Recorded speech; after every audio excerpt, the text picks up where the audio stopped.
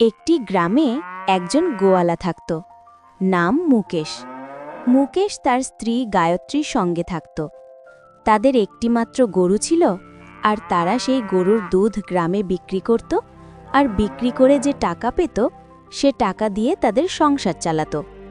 মুকেশের স্ত্রী গায়ত্রী গর্ভবতী ছিল। মুকেশ প্রতিদিন সকালে সূর্য ওঠার সঙ্গে সঙ্গে গ্রামে বেরিয়ে যেত আর ঘরে ঘরে গিয়ে দুধ দিয়ে আসত।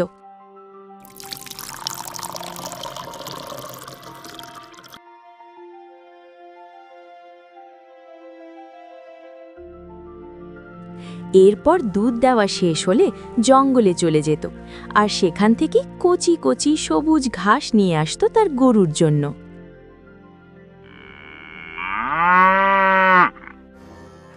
তারা গরিব ছিল কিন্তু সুখী ছিল, আর তাদের এই সুখ গ্রামের একজন মানুষ যার নাম ছিল সুরেশ, সে তাদের এই সুখ সহ্য করতে পারত না। সে সবসময় এটাই ভাবত, মুকেশ কিভাবে সুখে থাকতে পারে? তার কাছে তো টাকা পয়সা নেই, তবু সে কিভাবে সুখে থাকে? আমি এটা বুঝতে পারছি না। মুকেশ গরিব, তার সম্পদ বলতে শুধু তার একটি গরু আছে। সে সেই গরুর দুধ গ্রামে বিক্রি করে কত টাকা পায়, তবু সে এত খুশি থাকে কিভাবে? আমি বুঝতে পারি না। তার এই সুখ আমার একদম সহ্য হয় না। যেভাবেই হোক মুকেশের সুখ আমাকে নষ্ট করতেই হবে। এভাবেই দিন যেতে থাকে। তারা বেশ সুখেতেই থাকছিল, কিন্তু হঠাৎ একদিন একটি দুর্ঘটনা ঘটে। মুকেশ কিছু কাজের জন্য শহরে গিয়েছিল। তখন মুকেশকে একটি ট্রাক ধাক্কা মারে, যার ফলে মুকেশ আহত হয়।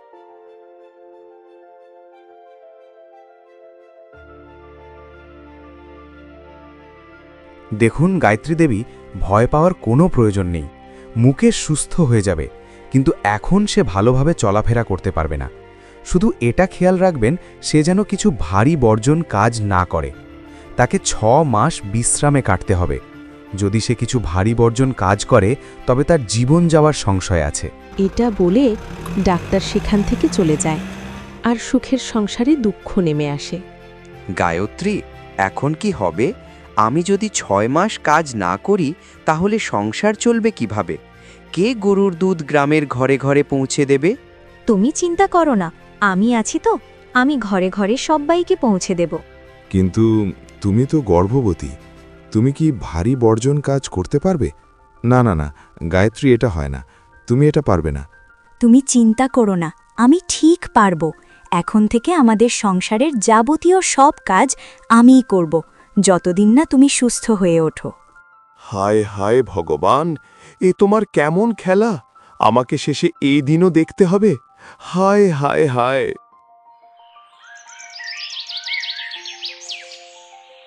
এরপর থেকে গায়ত্রী প্রতিদিন সকালে তাদের গরুর দুধ দোহন করত, আর সূর্য ওঠার সঙ্গে সঙ্গে সেই দুধ গ্রামের ঘরে ঘরে নিয়ে যেত আর পৌঁছে দিত।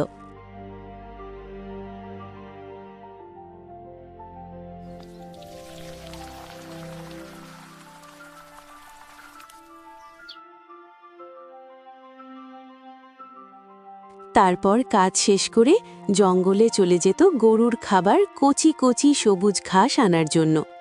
তারপর নিয়ে এসে তাদের গরুকে অনেক ভালোবেসে সেই ঘাসগুলো খাওয়াতো। এভাবে দিন যেতে লাগে। গায়ত্রী প্রতিদিন সকালে ঘরে ঘরে দুধ পৌঁছে দিত। তারপর জঙ্গল থেকে সবুজ সবুজ কচি ঘাস নিয়ে আসত, আর তাদের গরুকে ভালোবেসে খাওয়াতো।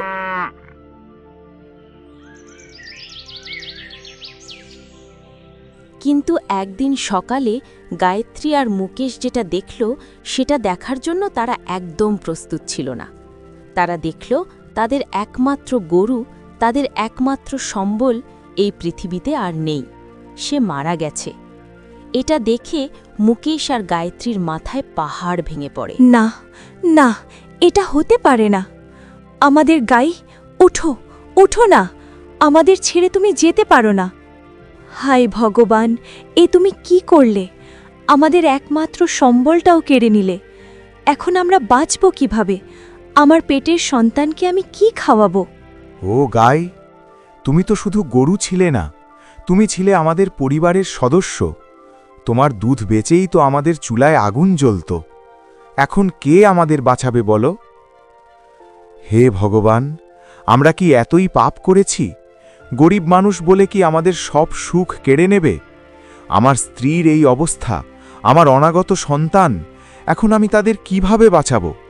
তারা অনেক দুঃখ পায়, কিন্তু তারা দুঃখকে ত্যাগ দিয়ে তাদের গরুর শেষকৃত্য করে। শোনো, এখন আমরা কি করব? ঘরে এক দানা চাল নেই, গাইও নেই। তুমি অসুস্থ, আমার এই অবস্থায় আমি কি করব বুঝতে পারছি না।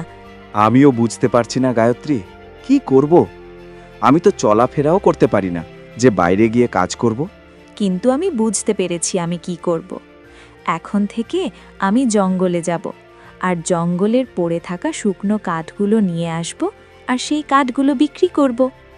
আমি জানি এই কথা শুনে তোমার খুব কষ্ট হবে। তুমি হয়তো ভাববে তোমার স্ত্রী এত কষ্টের কাজ করছে, কিন্তু বলো তো আমি আর কি করব? কিন্তু আমি প্রতিশ্রুতি দিচ্ছি, খুব সাবধানে কাজ করব, ভারী কিছু তুলব না, নিজেরও খেয়াল রাখব। শুধু তুমি মনটা শক্ত রাখো। আমরা গরিব ঠিকই, কিন্তু আমরা হার মানব না।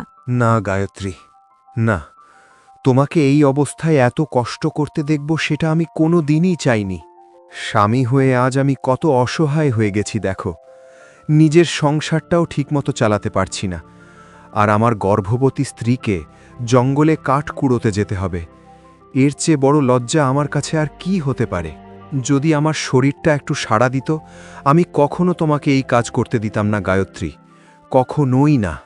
নিজের আর সন্তানের খেয়াল সবার আগে রাখবে, কোনো ভারী কাজ করবে না, আর যদি শরীর খারাপ লাগে সঙ্গে সঙ্গে বাড়ি ফিরে আসবে।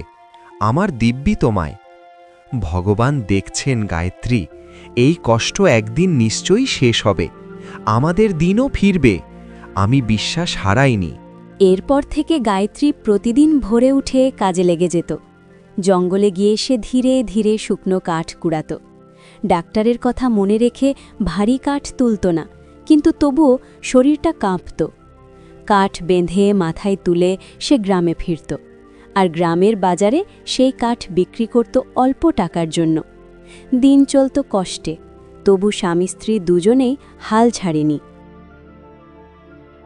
গায়ত্রীর প্রতিদিন এই একটাই কাজ, জঙ্গলে যাওয়া আর শুকনো কাঠ নিয়ে এসে গ্রামের বাজারে বিক্রি করা।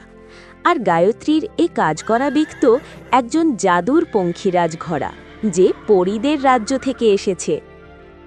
আরে, এই মেয়ের পরিবার কত ভালো, কিন্তু ভাগ্যের পরিহাসে তাকে গর্ভবতী অবস্থায় কাজ করতে হচ্ছে। আমার মতে আমাকে তার সাহায্য করা উচিত। আমি জাদুর পঙ্খিরাজ ঘোড়া, কেননা আমি গরু হয়ে যাই, মেয়ের সঙ্গে তার ঘরে চলে যাই। এই মেয়েও তার স্বামী তো অনেক দয়ালু, আমি যদি তাদের অনেক দুধ দিই তাহলে তারা সুখেতে তাদের সংসার চালাতে পারবে, আর তারা তো অনেক দয়ালু। এটি বলে পঙ্খিরাজ ঘোড়া গরু রূপে গায়ত্রীর কাছে যায়।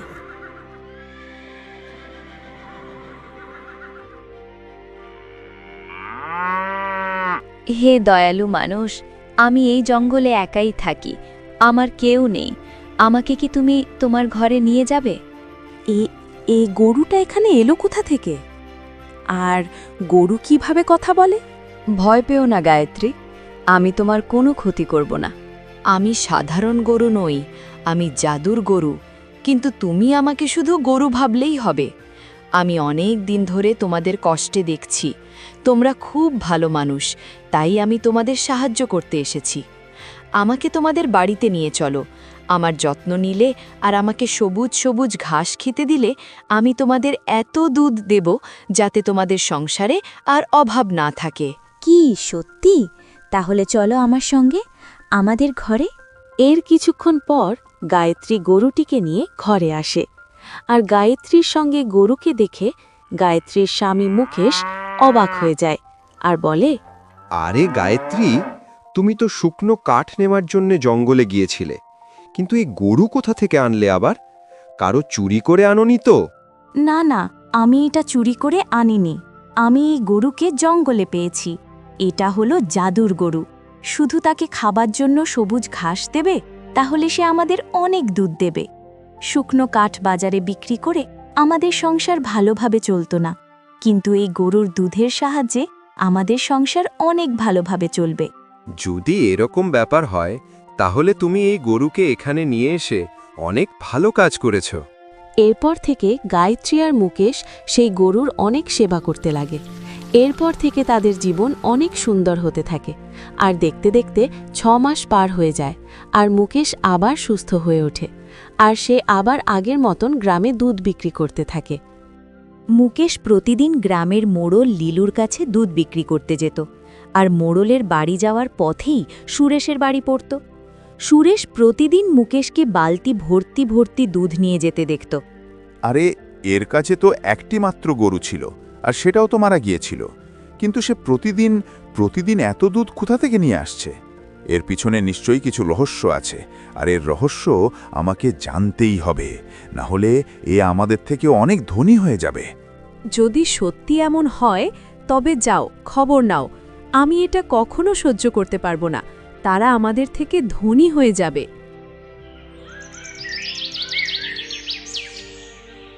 পরের দিন সুরেশ মুকেশের বাড়ির পিছনে লুকিয়ে সব কিছু দেখতে লাগে আর শুনতে লাগে। ও আমার প্রিয় গরু, তোমার যদি আরও ঘাস চাই তো আমাদের বলো, আমরা তোমার জন্য আরও ঘাস নিয়ে আসব। না না, আজকের জন্য এতগুলো যথেষ্ট। তোমরা আমাকে অনেক খাইয়েছ, আর আমি খেতে পারবো না আজ। আমি তোমাদের অনেক দুধ দেব। তোমরা যতগুলো বালতি এখানে রাখবে সবগুলো ভরে যাবে। না না, তোমাকে বেশি দুধ দেওয়ার প্রয়োজন নেই। আগে তুমি যতগুলো দিতে ততগুলোই দাও। তোমরা কি আমাকে ঘরে এনে খুশি আছো? আমাকে খাওয়াতে তোমাদের কোনো কষ্ট তো হচ্ছে না? আমার দুধ দিয়ে তোমাদের সাহায্য তো হচ্ছে, তাই না? হ্যাঁ, তোমার এই দুধের সাহায্যের কারণেই তো আমাদের পেটে দুবেলা খাবার জুটছে। জানালার পিছনে থাকা সুরেশ সব কিছু দেখছিল আর শুনছিল। আচ্ছা, তাহলে এটাই রহস্য। জাদুর গরু, এই গরুই তাকে বালতি বালতি দুধ দেয়। যেভাবেই হোক এই গরুকে তাদের থেকে আলাদা করতেই হবে, আর আমি এটা করেই ছাড়ব। এভাবেই একদিন মুকেশ আর গায়ত্রী তাদের গর্ভের সন্তানের অবস্থা কেমন সেটা দেখার জন্য হসপিটালে যায়, কেননা তাদের ঘরে আর 1 মাসের মধ্যেই একটি ছোট্ট অতিথি আসার কথা। তারা হসপিটালে যায়, কিন্তু তাদের জাদুর গরু ধবলিকে তারা ঘরে রেখে যায়, আর এটা দূরে থেকে সুরেশ দেখে ফেলে। হ্যাঁ, এটাই সুযোগ। তারা ঘরে থাকছে না, এই সুযোগে আমি আমার কাজ সেরে ফেলি। এরপর দেখব গায়ত্রী আর মুকেশ কিভাবে সুখেতে থাকতে পারে। এটা বলে সুরেশ মুকেশের বাড়ি যায় আর গরুকে মেরে ফেলে, আর সেখান থেকে পালিয়ে যায়। আর এইদিকে যখন গায়ত্রী আর মুকেশ বাড়ি ফিরে আসে, তখন তারা তাদের গরুকে মৃত অবস্থায় দেখে। এটা দেখে তারা কান্নাকাটি করতে লাগে। না না, আবার না। ভগবান, তুমি আবার আমাদের সঙ্গে এত নিষ্ঠুর করলে, আবার আমাদের শেষ ভরসাটাকেও কেড়ে নিলে। গায়ত্রী, আমরা আবার সব হারিয়ে ফেললাম। আমরা আমাদের প্রিয় গরু ধবলিকে রক্ষা করতে পারলাম না। কেউ আমাদের ঘরে না থাকার সুযোগ নিয়ে আমাদের প্রিয় গরু ধবলিকে মেরে ফেলল। আজ নিজেকে খুব অসহায় লাগছে। হঠাৎ গরুটির শরীর থেকে হালকা সোনালি আলো বের হতে শুরু করল। এক অদ্ভুত ঝলমলে আলো ছড়িয়ে পড়ল। মুকেশ, দেখো, ও নড়ছে। এটা কি সত্যি? ধীরে ধীরে গরুটি নড়ে উঠল, তারপর উঠে দাঁড়ালো। ভয় পেও না, আমি তো বলেছিলাম আমি সাধারণ গরু নই। তোমাদের দয়া আর ভালোবাসার শক্তিতে আমাকে কেউ শেষ করতে পারবে না। তুমি ফিরে এসেছো? হ্যাঁ, আমি ফিরে এসেছি। তোমাদের চিন্তা করার কোনো প্রয়োজন নেই। হ্যাঁ, সবই তো ঠিক আছে, কিন্তু ঘরে একটুও খাবার নেই, আর আমাদের কাছেও টাকা নেই। এখন কি করব? তোমরা চিন্তা করো না। মুকেশ, তুমি যাও, ঘর থেকে একটি বড় বালতি নিয়ে এসো, তারপরে দেখবে আমার কামাল। মুকেশ ঘরে যায় আর ঘর থেকে বালতি নিয়ে আসে। ধবলি, তোমাকে বেশি দুধ দেওয়ার প্রয়োজন নেই। তুমি আগে যতটুকুই দিচ্ছিলে ততটুকুই দাও। ঠিক আছে, যেমন তোমাদের ইচ্ছে। এটা বলার সঙ্গে সঙ্গে বালতি দুধে ভরে যায়, আর এই সব দূরে একটি গাছের পিছনে লুকিয়ে সুরেশ দেখছিল। এটা কিভাবে হতে পারে? আমি তো এই গরুকে মেরে ফেলেছিলাম, তো এই জীবিত হলো কিভাবে? এটা কিভাবে সম্ভব?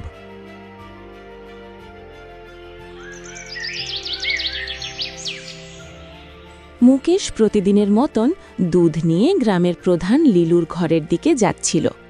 তখন সে একটি বাড়ির সামনে একটি বুড়িকে কান্না করতে দেখে। তখন সে তার কাছে যায় আর গিয়ে বলে, তোমার কি হয়েছে বুড়িমা? তুমি কান্না করছো কেন? কি হয়েছে তোমার? বাবা, আমি 2-3 দিন ধরে আমি কিছুই খাইনি। আমার 6টি ছেলে, তবু তারা আমার খোঁজ নেয় না। তারা সবাই আমাকে ছেড়ে চলে গেছে। বুড়িমা, আমার কাছে এই গরুর দুধ আছে। তুমি এই গরুর দুধ খাও, অল্প হলেও তো তোমার খিদে মিটবে। কোনো কিছু না ভেবে মুকেশ বুড়িমাকে দুধ খেতে দেয়, আর বাকি দুধ প্রধানের কাছে বিক্রি করে ঘরে ফিরে আসে। এভাবেই সময় পার হতে থাকে। যদি কখনো মুকেশ কোনো গরিবকে অসহায় অবস্থায় দেখে, তখন সে তাকে সাহায্য করত। আর এভাবেই গ্রামের তার সৎ আর ভালো মানুষে তার গল্প ছড়িয়ে পড়ে। ধীরে ধীরে গ্রামে এই কথা ছড়িয়ে পড়ে যে মুকেশের কাছে জাদুর গরু আছে, যে বালতি বালতি দুধ দেয়। এই খবর গ্রামের প্রধানের কাছেও যায়। আরে বাহ, জাদুর গরু! ওই গরু যদি আমার কাছে থাকে তাহলে কত লাভ হবে আমার ওই গরুটা চাই। এটা বলে গ্রামের প্রধান চিলু মুকেশের বাড়ি যায় আর গিয়ে বলে, মুকেশ, তোমার গরুর দুধ সত্যি অনেক সুন্দর।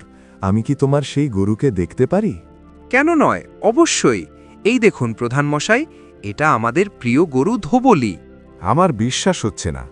তুমি কি আমার সামনে তোমার গরুর কাছ থেকে দুধ চাইতে পারবে?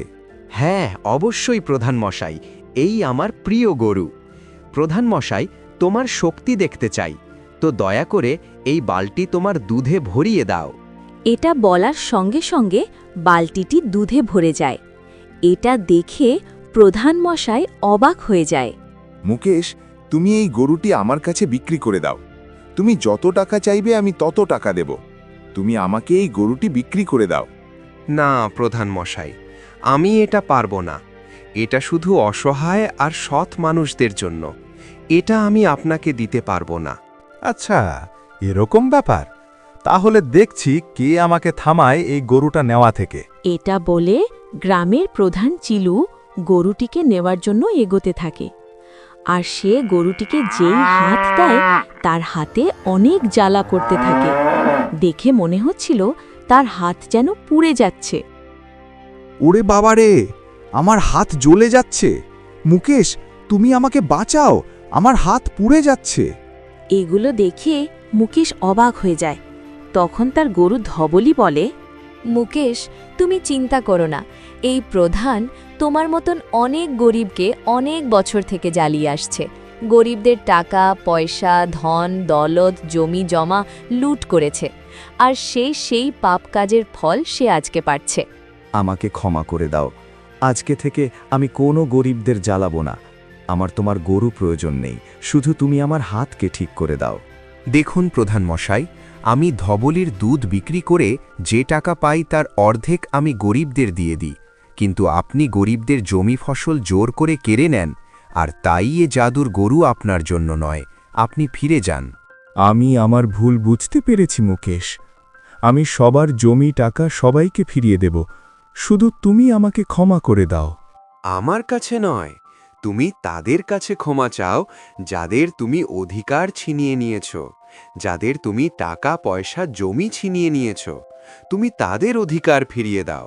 প্রধান মশায়ের মন গলে গেল। সে ভেবে নিল সে আজ পর্যন্ত যা কিছু ছিনিয়ে নিয়েছে তা সব কিছু ফিরিয়ে দেবে আর অসহায়দের সাহায্য করবে। এটা ভাবার সঙ্গে সঙ্গে প্রধান মশায়ের হাত আবার ঠিক হয়ে যায়।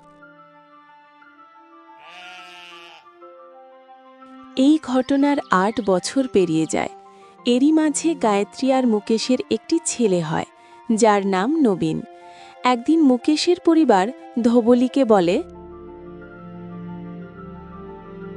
ধাবলি, এখন আমাদের কাছে অনেক টাকা পয়সা হয়ে গেছে, যাতে আমরা সততার সঙ্গে ব্যবসা করতে পারবো আর বাকি জীবন ভালোভাবে কাটাতে পারবো। তুমি আমাদের যা দিয়েছ তার জন্য আমরা সারা জীবন ঋণী থাকব, আর তাই আমরা এটা চাই তুমি কোনো গরিব, অসহায় আর সৎ মানুষের সাহায্য করার জন্য যাও, কারণ এখানে থাকলে তোমার বিপদ হতে পারে। জানি না প্রধান মশাইয়ের মতন আরও কত মানুষ আছে এই গ্রামে যারা তোমার ক্ষতি করতে চাইবে। গায়ত্রী, মুকেশ, তোমরা আমাকে নিজের পরিবার মতন দেখাশোনা করেছ। তোমাদের এই ব্যবহার আমি সারা জীবন মনে রাখব। এটা বলে জাদুর গরু সেখান থেকে চলে যায় নিজের রাজ্যের দিকে।